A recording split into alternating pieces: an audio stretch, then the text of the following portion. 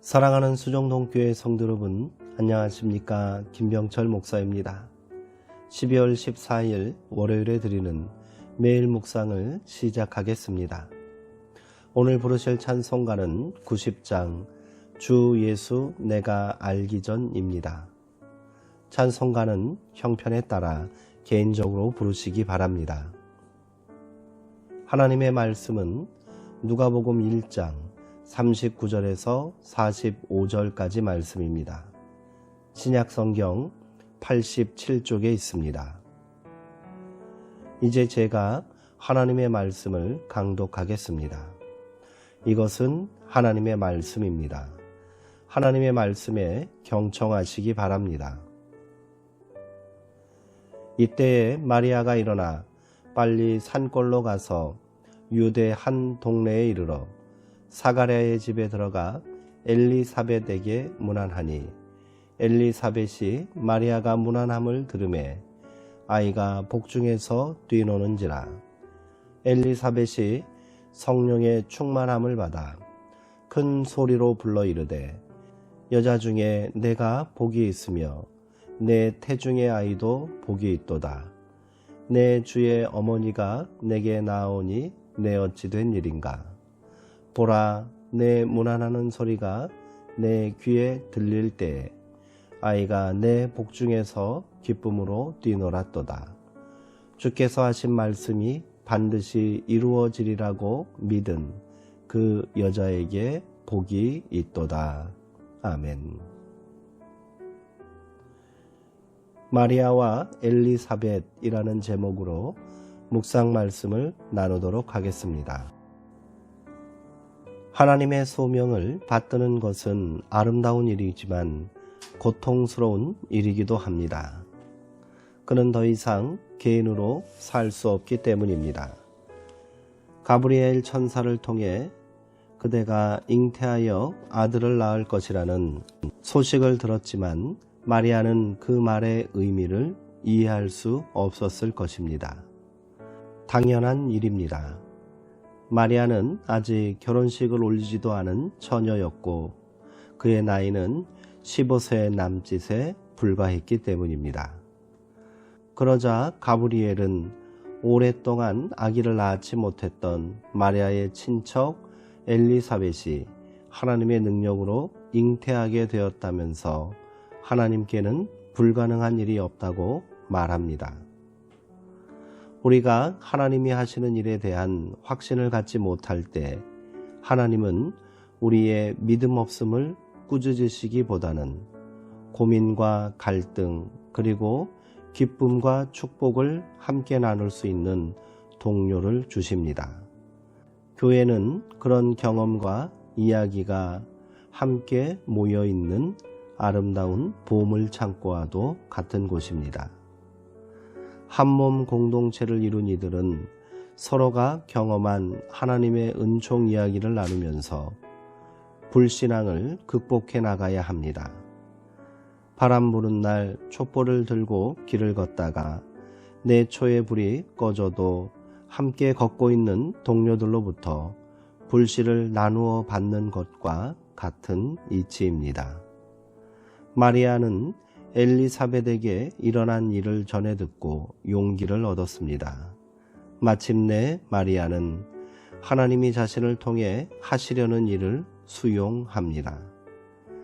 시간이 조금 지난 후 태기를 느낀 마리아는 엘리사벳을 찾아갔습니다. 누가는 마리아가 엘리사벳에게 문안했을 때 엘리사벳의 태중에 있던 아기가 뛰놀았다고 전합니다. 아기의 태동은 특별한 일이 아닌데도 엘리사벳은 깜짝 놀라 마리아에게 말합니다. 여자 중에 내가 복이 있으며 내 태중의 아이도 복이 있도다. 내 주의 어머니가 내게 나오니 어찌 된 일인가. 보라, 내 문안하는 소리가 내 귀에 들릴 때에 아이가 내 복중에서 기쁨으로 뛰놀았도다. 아멘. 빛의 화가라 불리는 17세기 네덜란드 화가 렘블란트는 이 놀라운 순간을 즐겨 그렸습니다. 레므란트는 1656년경에 제작한 작품에서 엘리사벳의 모습을 매우 늙게 표현했습니다. 젊었을 때 그린 유화에서는 엘리사벳이 대등한 자리에 서서 입맞춤으로 마리아를 맞이하고 있지만, 그로부터 상당한 시간이 경과한 후에 제작한 작품에서는 엘리사벳이 마리아에게 깊이 허리를 숙여 인사하는 것으로 형상화했습니다. 몸이 불편해 보이는 엘리사벳의 남편 사가랴도 마리아를 맞이하기 위해 하인의 어깨에 의지한 채 계단을 내려오고 있습니다. 레므란트는 신적 경외심에 사로잡힌 엘리사벳의 모습을 드러내고 싶었던 것입니다. 그가 젊었을 때는 보지 못하고 깨닫지 못했던 것들입니다. 분주함 속에서 표류하고 있는 우리 영혼은 신적 징후에 둔감해지는 것이 아닌가 돌아보아야 합니다. 믿음의 사람들은 서로에게 영혼의 버팀목 혹은 영혼을 빛나게 갈아주는 숫돌이 되어 주어야 하지 않을까요?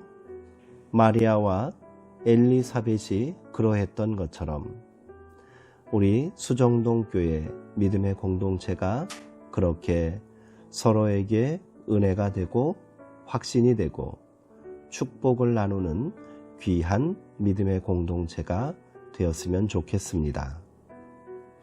기도하시겠습니다.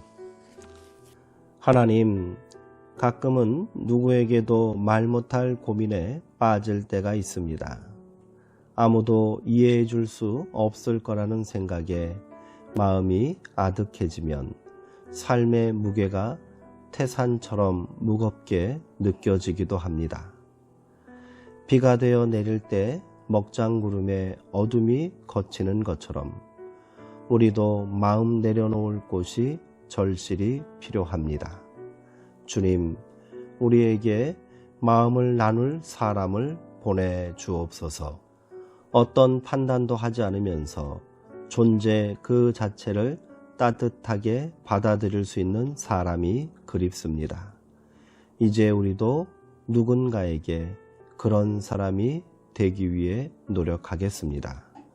우리를 이끌어 주옵소서. 예수님의 이름으로 기도합니다. 아멘. 누가복음에서 엘리사벳은 마리아의 친척이며 나이가 많은 여인으로 소개되고 있습니다. 그녀는 마리아보다 6개월 앞서 아이를 임신한 상태입니다. 그 아이는 훗날 세례 요한이라는 이름으로 세상에 등장하지요. 누가는 그녀가 이미 늙어 임신할 수 없는 몸이었다고 전하고 있습니다. 엘리사벳이 임신한 건 역시 마리아와 같은 하나님의 은혜와 섭리 가운데 일어난 일임을 알리기 위함입니다. 그녀 역시 이 사실을 알고는 당황했을 것입니다. 그리고 그 사실을 숨기려 했겠지요. 이렇게 임신할 수 없는 여인과 임신해서는 안 되는 여인의 만남이 절묘합니다. 이것이 하나님께서 우리 가운데 역사하시는 방법입니다. 서로가 서로에게 확신이 되고 그 은혜를 나누며 축복할 수 있는 사람들과의 만남으로 우리의 믿음은 확신을 갖게 됩니다. 힘들고 혼란스러운 시간을 보내고 있는 우리에게도 이런 사람들이 함께 있다는 사실을 잊지 마시기 바랍니다. 그렇게 서로에게 엘리사벳이 어린 마리아를 축복했던 것처럼 주께서 하신 말씀이 반드시 이루어지리라고 믿는 그 여자에게 복이 있도다. 격려하는 사람들이 되었으면 좋겠습니다. 사랑하는 수정동교회 성도님들, 오늘도 평안하시고요. 주 안에서 강건하시기 바랍니다.